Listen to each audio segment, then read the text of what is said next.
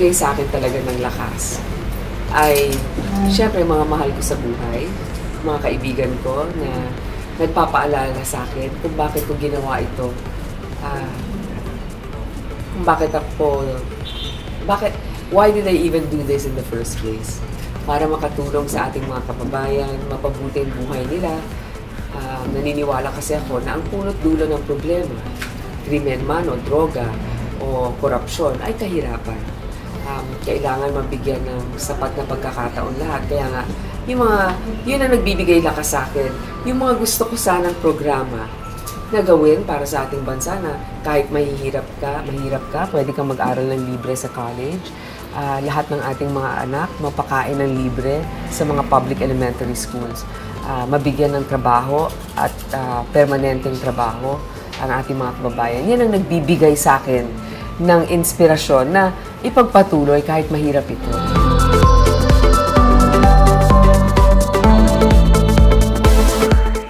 Siyempre nakakatulong siya ng malaki kasi iba talaga ang nanay sa personal na pangangailangan mo. Pag meron kang kailangang kausapin na alam mong sasabihin sa iyo ang katotohanan, pero bibigyan ka rin ng pagyakap at saka suporta, yung nanay ko yun. Paano siya tumutulong sa kampanya? Paminsan, pag may mga malalaking rally, sinasamahan niya ako. Mahilig din siya pumunta sa mga palengke para kausapin ng ating mga kababayan. Pero syempre, ang nanay ko, hindi na rin ganun ka bata. Kaya, limitado rin ang kanyang kakayanan physically sa pag-iikot.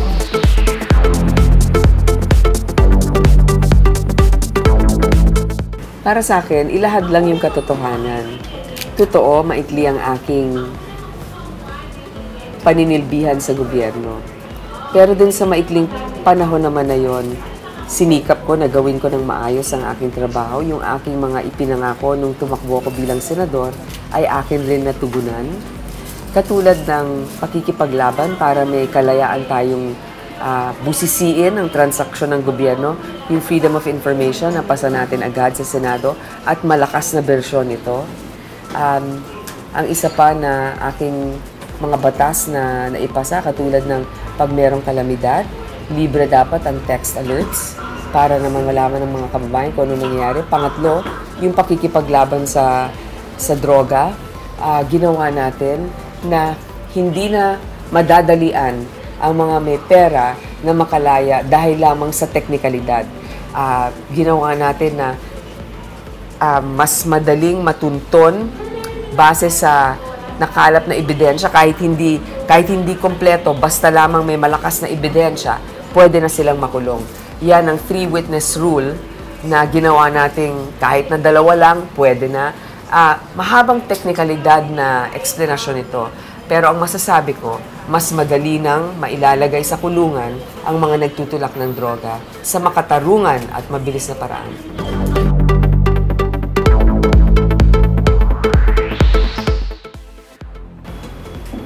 Sa tingin ko, mababaw lang naman ang mga nais natin eh.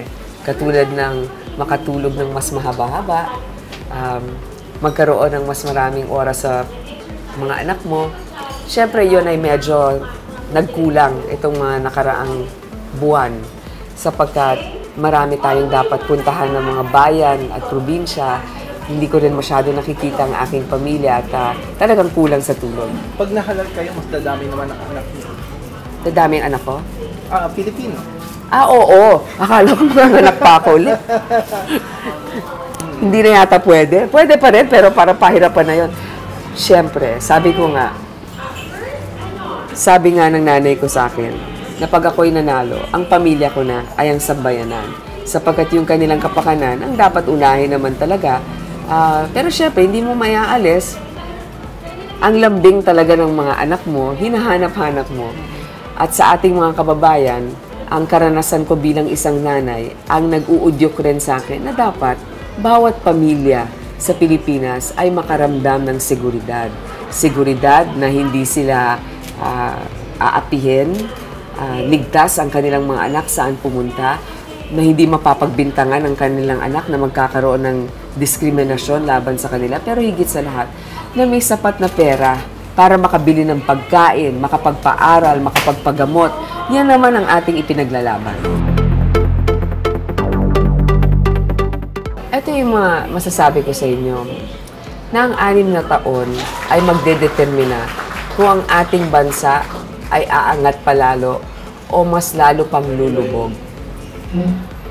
Nasa inyo ang kapangyarihan sapagkat mayaman nga o mahirap, isa lang ang boto. Siyempre, yan ang assuming hindi tayo dinadaya, pero doon tayo pantay-pantay. So dito ninyo maipapadama ang inyong kapangyarihan bilang mamamayang Pilipino. Pero ako'y umaapila sa inyo. Lahat tayo ay sawang-sawa na rin.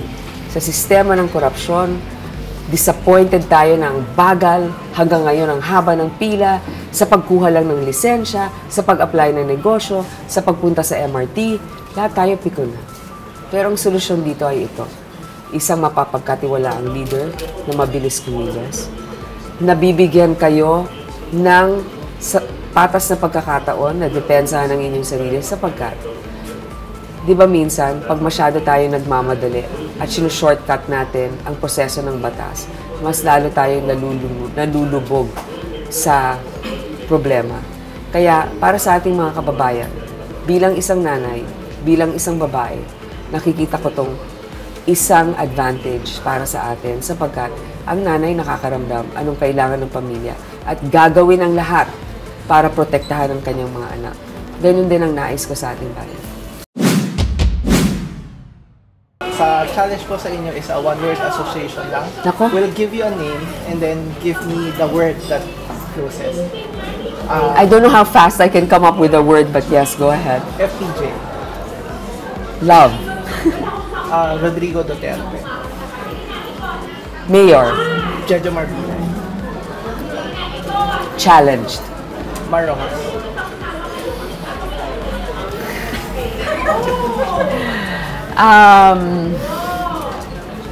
Nako, mahirap yan. Mar Rojas, gentleman. Miriam Sanchado. Tough. Cheese Escudero. Friend. Hello, alam ko na mas masaya pa rin ang mundo ng showbiz at entertainment. Pero showbiz man, entertainment o politika, lahat tayo ay merong kakayanan na piliin kung sino ang susunod na leader. Kung sino man ang pipiliin nyo ay gagalangin ko. Pero dasal ko na mapabuti ang kalagayan ng ating mga kababayan sa darating na 6 na taon. Halal kayo, mas dadami naman ang anak niyo. Dadami ang anak ko?